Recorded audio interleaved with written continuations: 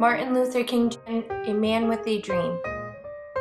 He was born on January 15, 1929 in Atlanta, Georgia. In 1948, Martin Luther King Jr. decided to follow his father and become a Baptist pastor. He began training at Crozer College in Pennsylvania. In 1953, Martin married Coretta Scott. They had 4 children. They moved to Alabama, where Dr. King worked as a pastor for a church. There were unfair laws during Martin Luther King's life. Under these laws, African Americans could not go to the same places as white people. African American children could not go to the same schools as white children.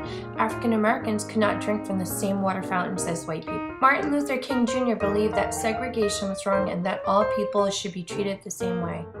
In 1955, a woman named Rosa Parks refused to give up her seat to a white person. She was taken to jail.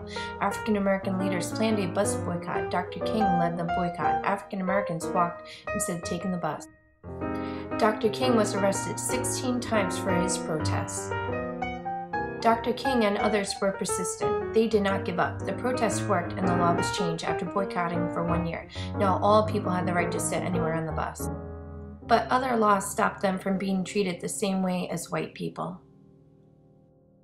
100 years had passed since slavery was abolished. Martin Luther King Jr. wanted to mark this occasion, so he called for people to gather in Washington, D.C. On August 28, 1963, 250,000 marchers gathered by the Lincoln Memorial. This was the biggest occasion in Martin's life as a peaceful visionary for equal rights. He spoke to the masses. Now is the time to lift our nation from the quicksands of racial injustice to the solid rock of brotherhood.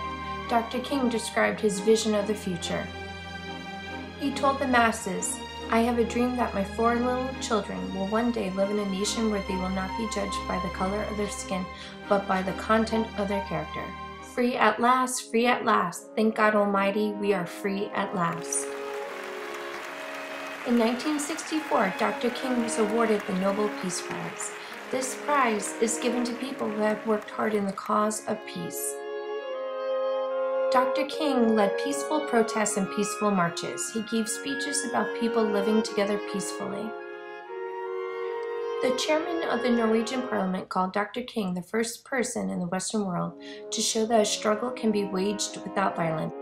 Dr. King continued to fight peacefully for equal rights for all until his death on April 4, 1968.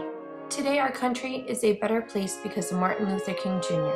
He taught people about fairness and kindness.